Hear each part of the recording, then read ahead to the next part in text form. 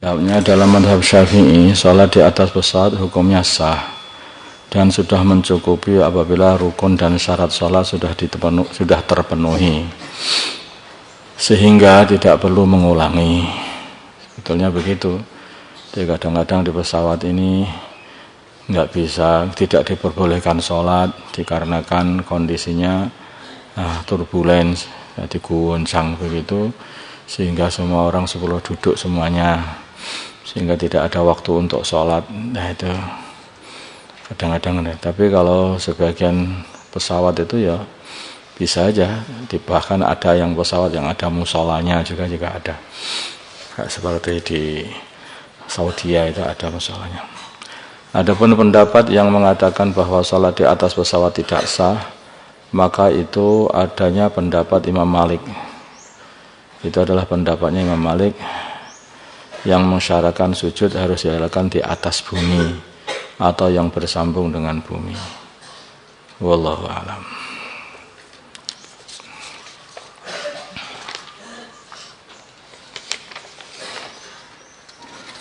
Memutus puasa qadha. Bagaimana hukum memutus puasa qadha? Sedang puasa qadha kemudian diputus enggak jadi puasa. Jawabnya ditafsil.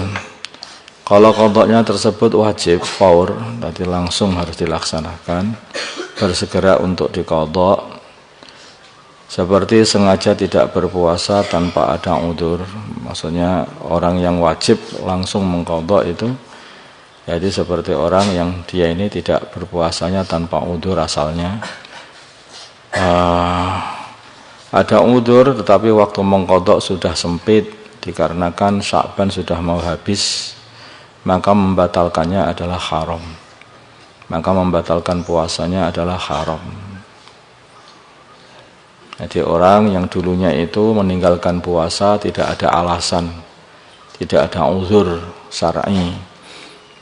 Nah, orang seperti ini wajib segera mengqadha puasanya. Kalau dia ini tengah-tengah puasa kemudian memutus tidak jadi puasa, maka haram itu. Kecuali kalau qadhanya itu tidak meninggalkan puasanya dulunya adalah ada udzur, seperti orang haid memangnya seperti itu kan ada udzur, seperti orang sakit dan sebagainya. Kalau qadhanya tersebut tidak wajib faur, tidak wajib langsung dilaksanakan, seperti puasanya orang yang meninggalkan puasa karena udzur dan waktu mengqadha masih panjang, maka menurut qaul ashah membatalkannya juga haram, tetapi menurut muqabil ashah tidak haram. Jadi yang ashah yang paling sahih itu adalah haram juga, tapi ada qaul kuat muqabil ashah juga, tapi katakan bahwa itu tidak haram kalau dia ini tidak dulu ketika membatalkan puasanya adalah tidak ada alasan yang syar'i. Paham? Masalah fidyah orang yang punya qadhaan puasa bertahun-tahun.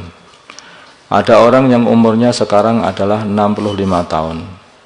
Sekarang 65 tahun. Ia mempunyai qadhaan puasa selama 49 tahun. Dan pertama kali ia puasa adalah Ramadan kemarin.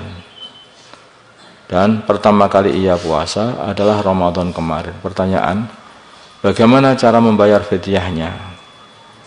Pendapat yang paling kuat, fidyahnya berlipat-lipat. Untuk fidyah tahun pertama ia membayar 30 untuk membiayai tahun pertama yang dulu meninggalkan puasa, yaitu 30 hari kali 49 tahun, 30 kali 49, sehingga 1470 mud. 1470 mud.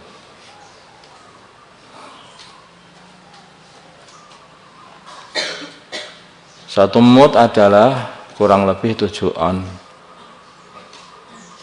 1 mud adalah kurang lebih 7 on. Sehingga itu jumlahnya 1470 mud. Jadi 1029 kg.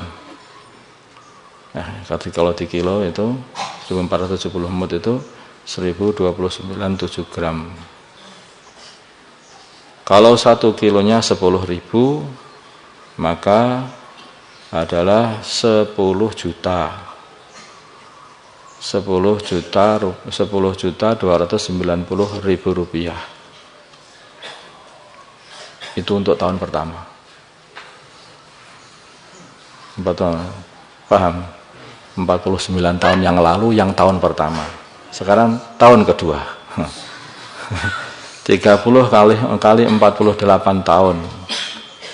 Jadi sama dengan berapa itu? Nanti dia harus mengeluarkan 1440 mud.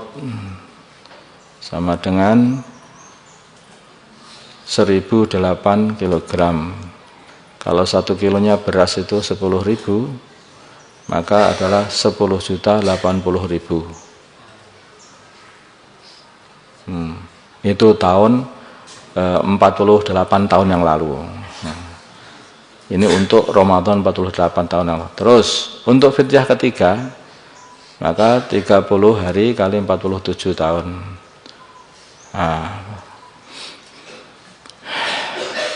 Di 1000 akhirnya berapa mud fidyahnya? 1410 mud atau setara dengan 987 kg. Kalau dirupiahkan 9.870.000 dan seterusnya. Ini untuk Ramadan yang 47 tahun yang lalu. Terus sampai Ramadan kemarin. Berlipat-lipat ganda. Ini kalau yang asah, yang paling asah. Yang paling kuat ya, kalau yang paling kuat. Tapi ini agak yang meringan. Tapi sebagian ulama berpendapat fidyahnya tidak berulang-ulang. Ia hanya mengeluarkan fidyah 30 kali 49 tahun saja. 30 hari kali 49 kali 90 tahun. Sehingga sama dengan yang atas tadi, cukup mengeluarkan fidyah yaitu 10.290.000 rupiah. Sudah itu untuk fidyah mulai tahun 49 tahun yang lalu sampai sekarang sudah selesai. Paham ya? Jangan tinggalkan puasa. Ini kalau tuntutan akhirat terus dikenakan nama kamu, gimana kamu bayarnya? Sana nggak ada duit ya.